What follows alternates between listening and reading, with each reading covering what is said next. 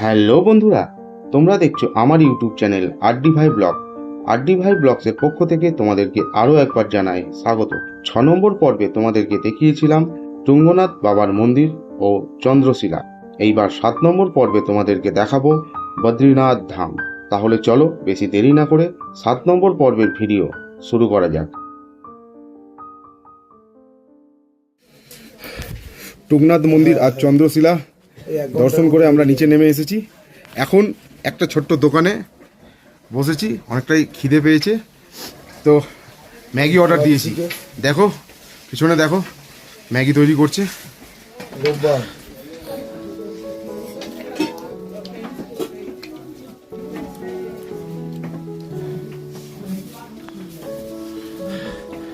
Maggi এসে গেছে already. জয়গুরু খাওয়া চালু করে দিয়েছে ম্যাগি। দেখো খিদে পেয়ে গেছে। মুখটা তোল, মুখটা দেখতে পাচ্ছে না কেউ।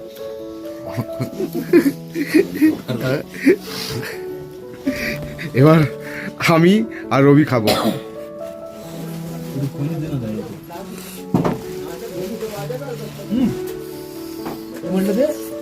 কোন মালটা?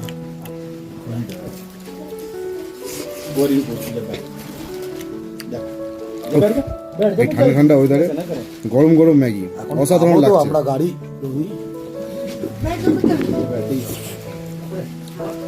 এই গরম গরম ম্যাগি খাওয়ার পর আমরা যাব নিচে। এখান থেকে 1 কিলোমিটার বাকি, তো ওখানে গিয়ে আমরা একটা গাড়ি ভাড়া করব। গাড়ি ভাড়া করে আমরা বদ্রীনাথের উদ্দেশ্যে আজকেই রওনা দেবো। আমি ম্যাগিটা খেয়ে নিই, তারপরে আবার দেখা হচ্ছে তোমাদের সাথে।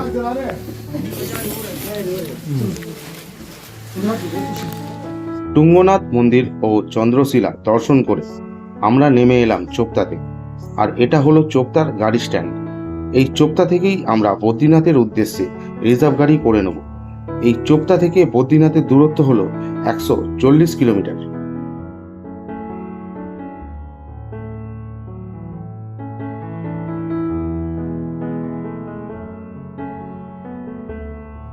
অবশেষে 140 কিলোমিটার পথ অতিক্রম করে আমরা এসে পৌঁছালাম বদ্রীনাথ ধাম।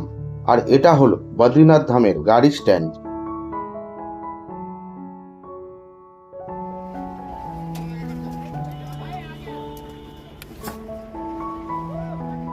এই গাড়িতে করেই আমরা এলাম বদ্রীনাথ ধাম।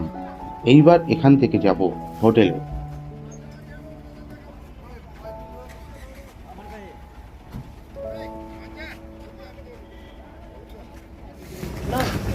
বদ্রীনাথ পৌঁছে গেছি, এখন যাচ্ছি হোটেলে।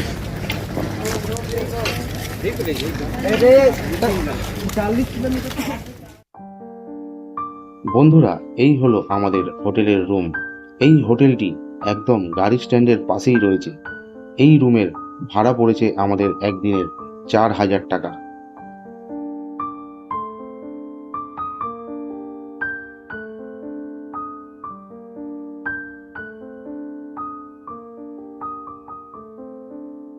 এই মুহূর্তে আমরা এখন একটু ফ্রেশ হয়ে নেব, তারপর রওনা দেব মন্দিরের উদ্দেশ্যে।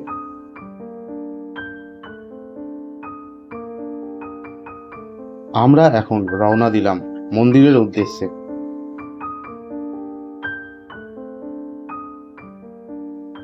বন্ধুরা, মন্দিরে যাবার পথে রাস্তার 2 ধারে অনেক দোকান রয়েছে।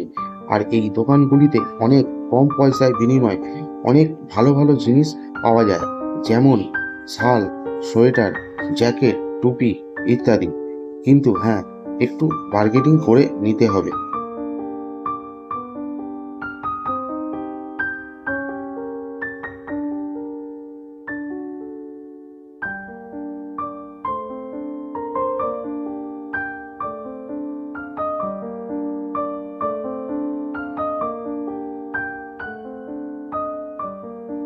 আর এই বদ্রীনাথে কিন্তু অনেক রকম সুযোগ সুবিধা রয়েছে, যেমন ব্যাংক, পোস্ট অফিস, হসপিটাল।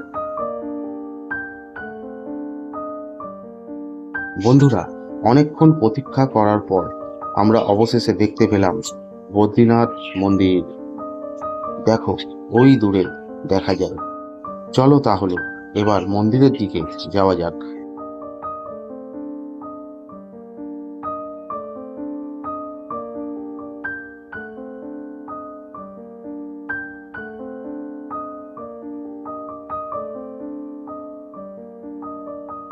বন্ধুরা, এটা হলো বদ্রীনাথ মন্দিরে আসা যাত্রীদের রেজিস্ট্রেশন অফিস। এখান থেকে রেজিস্ট্রেশন করাতে হয়।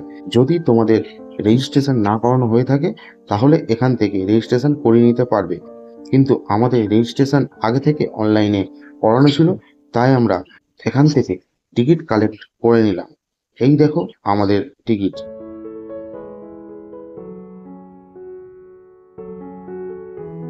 এই ব্রিজ পার করেই যেতে হবে মন্দিরে। আর দেখো নিচ থেকে বয়ে চলেছে অলকানন্দা নদী।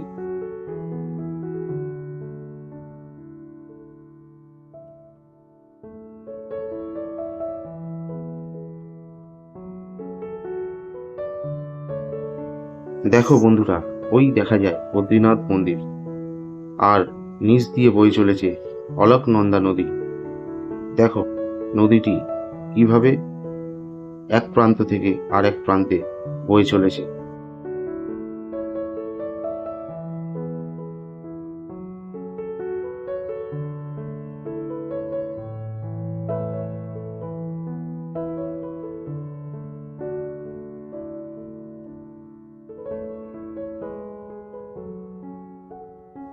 আমরা এখান থেকে এখন কিছু প্রসাদ কিনে নেব মন্দিরে পুজো দেওয়ার জন্য। এখানে অনেক ধরনের ছোট বড় প্রসাদের বাক্স রয়েছে।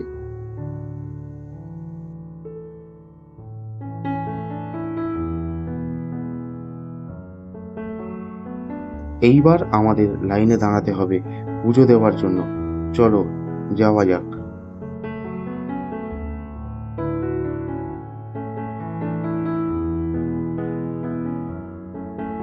মন্দিরে কিন্তু অনেকটাই লাইন রয়েছে। পুজো দিতে কতক্ষণ সময় লাগবে তা বলতে পারছি না। কোনো কিছুর চিন্তা না করে আমরা সবাই মিলে দাঁড়িয়ে পড়লাম লাইনে।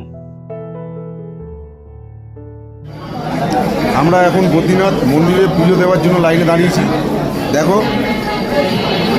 লাইন কতটা হয়েছে, অনেকটাই লাইন। 1 থেকে 2 ঘন্টা সময় লেগে যাবে মনে হচ্ছে। দেখা যাক কতক্ষণে পুজো দিতে পারি। সময় যত এগিয়ে চলেছে ভক্তদের ভিড়ও তত বেড়ে চলেছে, আর আমরাও এগিয়ে চলেছি ধীরে ধীরে মন্দির প্রাঙ্গণে।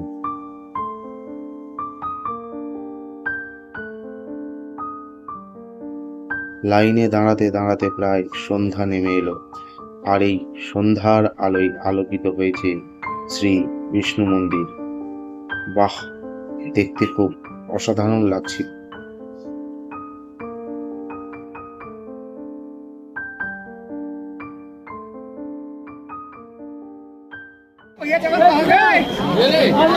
এখন মন্দিরের অনেকটাই কাছে লাইনে দাঁড়িয়ে রয়েছি। হু করে লাইনটা ছেড়ে দিয়েছে, মন্দির বন্ধ হয়ে যাবে। এই দেখো ভিড় কতটা।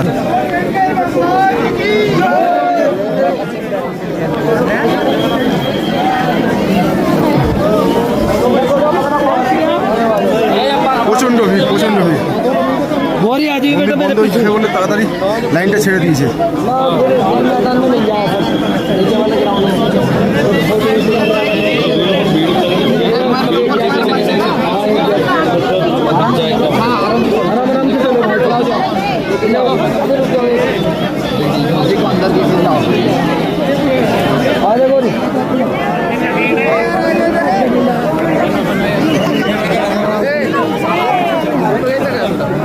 बोलो बद्रीनाथ की, बद्रीनाथ की, बोल बद्री विशाल भगवान की जय। हर हर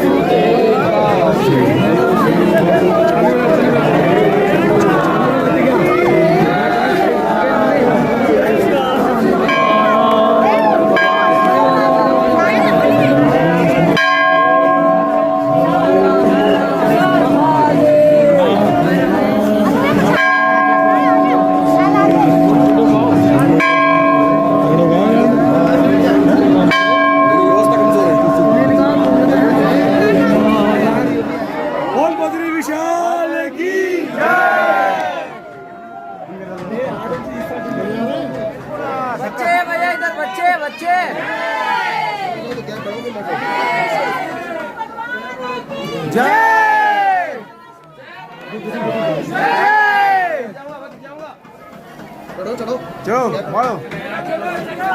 अरे भैया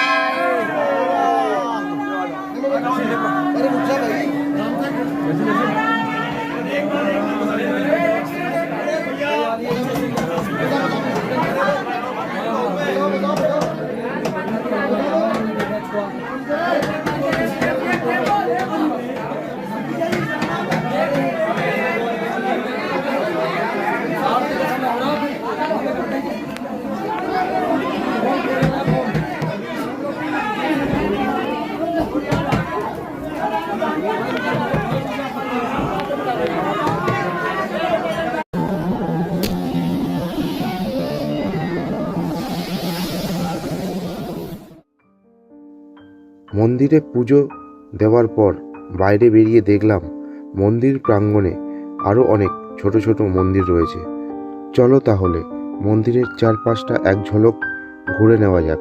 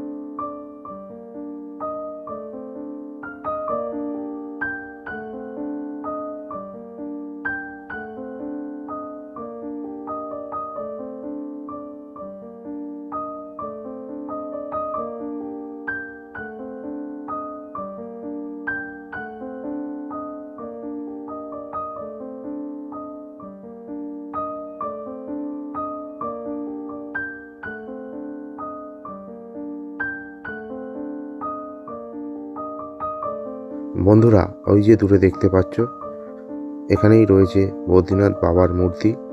তো ওখানে কোনো রকম ফটো ভিডিও তোলা নিষিদ্ধ রয়েছে, তাই দূর থেকেই তোমাদের দেখালাম। মন্দির প্রাঙ্গণটা একবার ঘুরেও দেখালাম। এইবার তোমাদের বাইরে থেকে দেখাবো মন্দিরের অপরূপ সৌন্দর্যটা।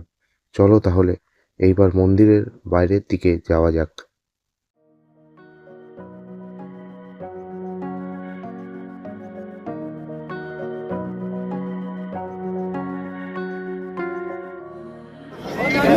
দর্শনার্থী পুজো করা হয়ে গেছে, এবার বাইরে থেকে মন্দিরটা দেখো কেমন লাগছে।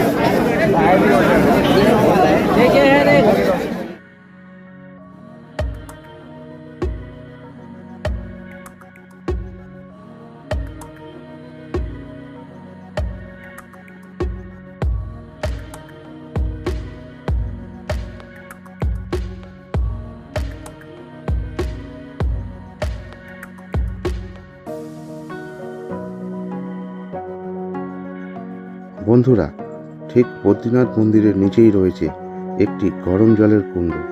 চলো তাহলে কুণ্ডটির দর্শন করে আসা যাক।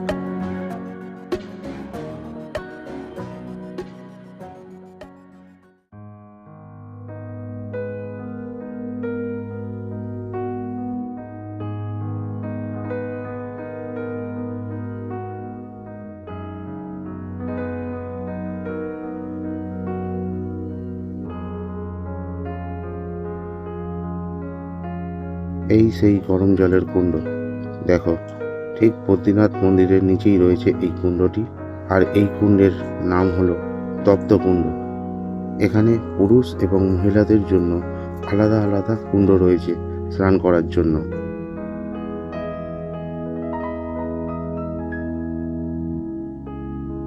বন্ধুরা, আজকের মতো আমাদের বদ্রীনাথ বিষ্ণু মন্দির দর্শন কমপ্লিট।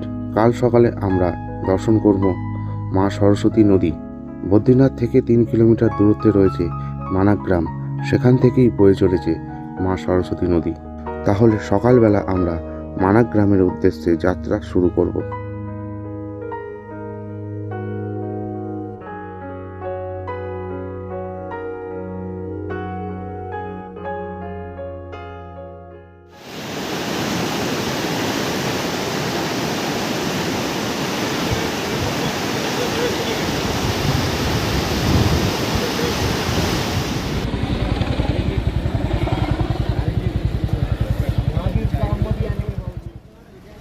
বন্ধুরা, এখন আমরা চলে এলাম গাড়ি স্ট্যান্ডে। এখান থেকেই আমরা গাড়ি ভাড়া করে যাব মানাগ্রাম।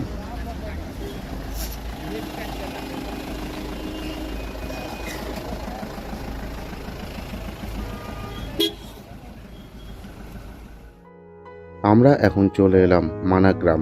সামনে যে তোমরা গেটটি দেখছো, এই গেটটি হলো মানাগ্রামে ঢোকার প্রবেশদ্বার। আর এই মানাগ্রাম হলো আমাদের ইন্ডিয়ার শেষ গ্রাম।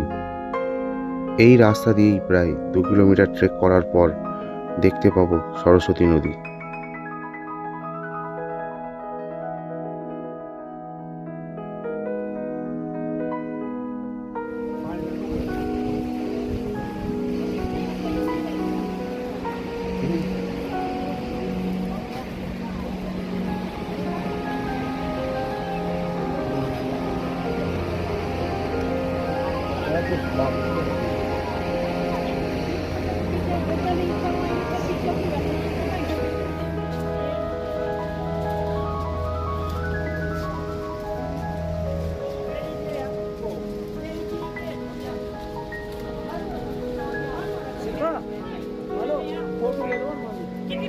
सरस्वती नदी है ना।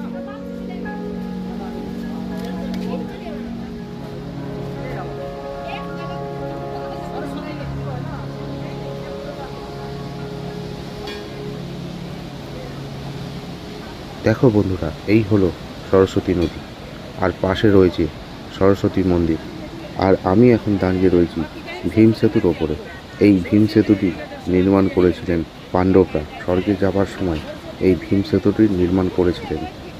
আর এই সরস্বতী নদী কিন্তু ধীরে ধীরে বিলুপ্ত হয়ে চলেছে।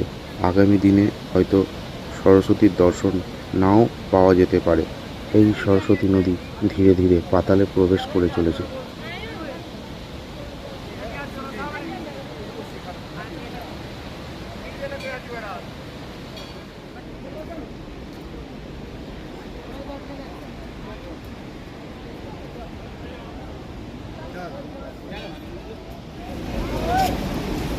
একটু মন্দিরটা দর্শন করে নিই।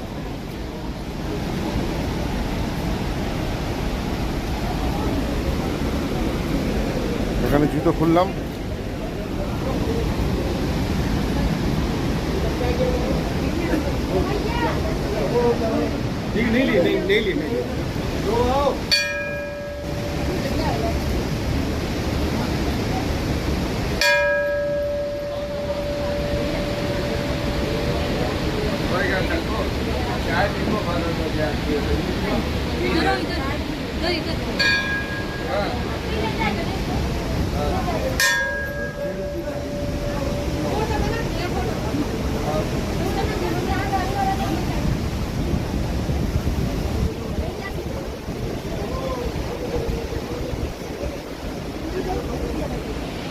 এই যে তোমরা পাথরটা দেখছো, এটাকে ভীমশিলা পাথর বলা হয়। এই দেখো তলায় ব্রিজের মতো করা আছে, তলাটা পুরো ফাঁকা, আর ওপর থেকে মানুষ আসা যাওয়া করছে। আর ওটা হলো মা সরস্বতীর মন্দির, আর নিচ থেকে বয়ে চলেছে মা সরস্বতী নদী। আর এই যে ওপরে তোমরা রাস্তাটা, এই যে ওপরের রাস্তাটা দেখছো, এই রাস্তাটা চলে যাচ্ছে বসুধরা ফলসের দিকে। এই বসুধরা ফলসটা হচ্ছে এখানকার লোকেদের ধারণা যে ওই বসুধরা ফলসের নাকি দাঁড়ালে পাপী লোকেরা যদি দাঁড়ায় তাহলে ফলসের জল পড়া বন্ধ হয়ে যাবে, আর যদি ভালো লোকেরা দাঁড়ায় তাহলে জল ওর গায়ে পড়বে। এই হচ্ছে এখানকার এই ফলসের কাহিনী। তো আমরা যেতে পারছি না, কেননা আমাদের একটু সময়ের অভাবে আমরা বসুধরা ফলস যেতে পারছি না। ওটা এখনও এখান থেকে 4 কিলোমিটার ট্রেক করতে হবে পায়ে হেঁটে। আমাদেরকে এখনই নিচে নামতে হবে, কেননা নিচে না নামলে আমরা ঋষিকেশে যাওয়ার রিটার্ন গাড়িটা পাবো না। তাই তোমাদেরকে একটু এই সাইডের আমি ভিউটা দেখিয়ে দিচ্ছি।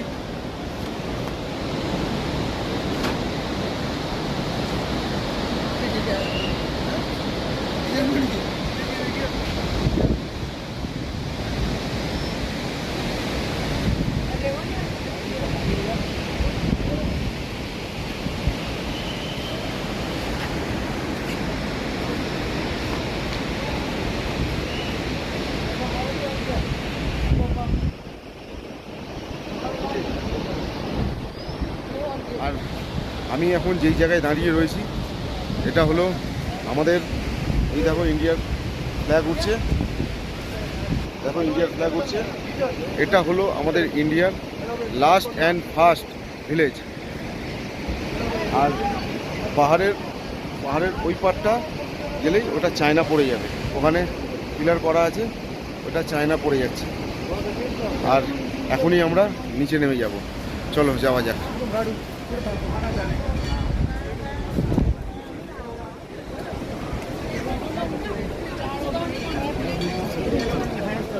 চলো।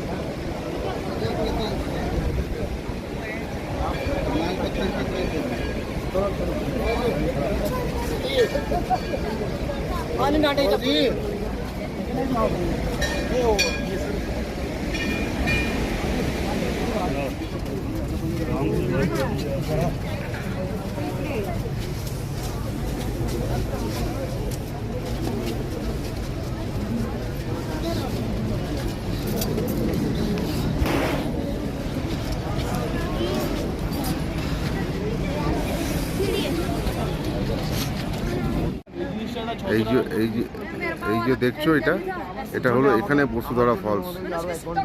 এটাই হলো বসুধরা ফলস। তোমাদেরকে আমি দূর থেকে দেখাচ্ছি, দেখানোর চেষ্টা করছি যে হালকা করে পড়ছে।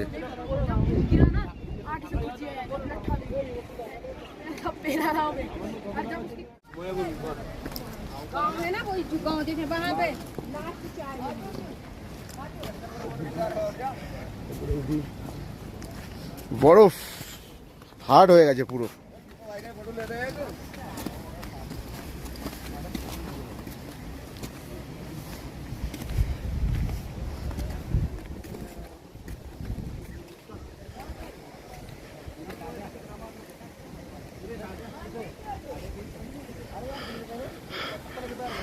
ওই দেখো ওখানে একটা বরফের পুরো পাহাড় একদম পাথরের মতো হয়ে গেছে একদম।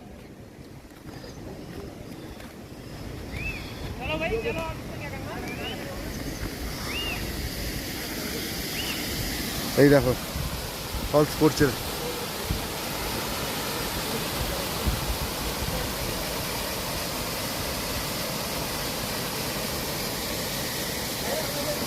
ওই ওপর থেকে আসছে জল।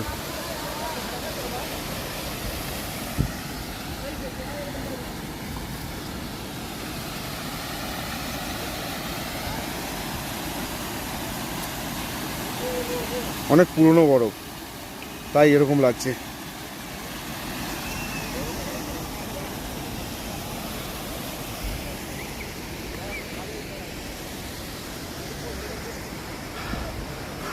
আমরা এই দিক থেকে এলাম, এই দিকে রিটার্ন যাব। এই দিকে হচ্ছে বসুধরা ফলস আর সরস্বতী মন্দির আর সরস্বতী নদী এই দিকে।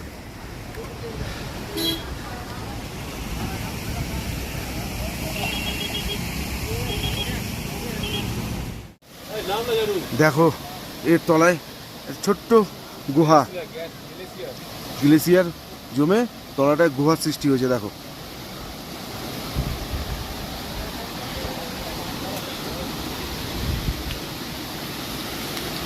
দেখো এ হলো বরফ, দেখছো?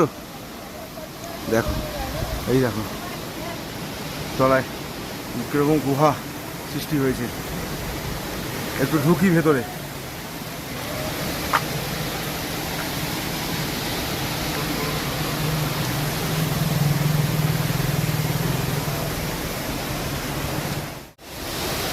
এখন রয়েছি দেখো বরফের গুহার তলায়। এই দেখো ওপরে বরফ, আমি নিচে বসে রয়েছি, চারিদিকে বরফ। দেখো চারিদিকে বরফ।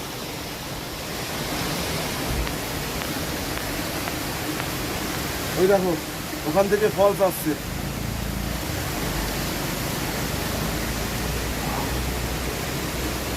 ঠান্ডা ঠান্ডায় মুখ চোখের অবস্থা প্রচণ্ড খারাপ হয়ে গেছে।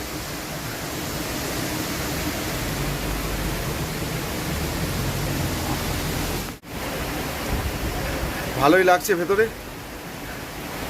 ঠান্ডা ঠান্ডা। তো এবার একটু বেরিয়ে যাই।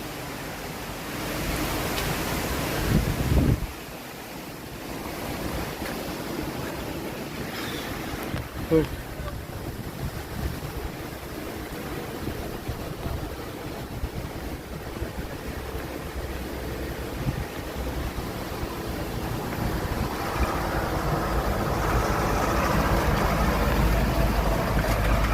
না, এবার নিচের দিকে নামা যাক।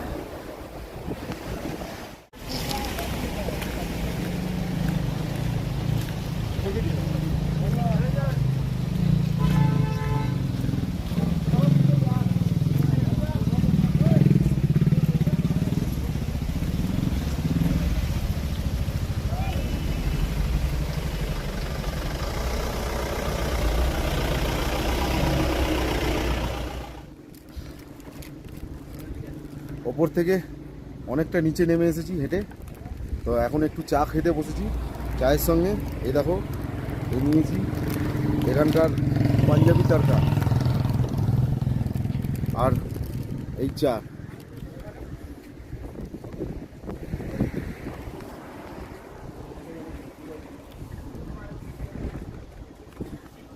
এখান থেকে দেখো ভিউগুলো, দেখো ভিউটা দেখো এখানের, একদম রাস্তার ধারে বসে রয়েছি। আয় না রে, বাইরে আয় না রে, দেখছিস তো?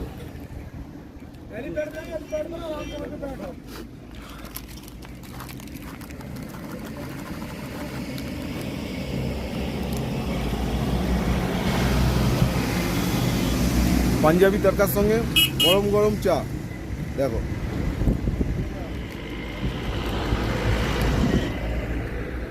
চাটা ভালো বানিয়েছি।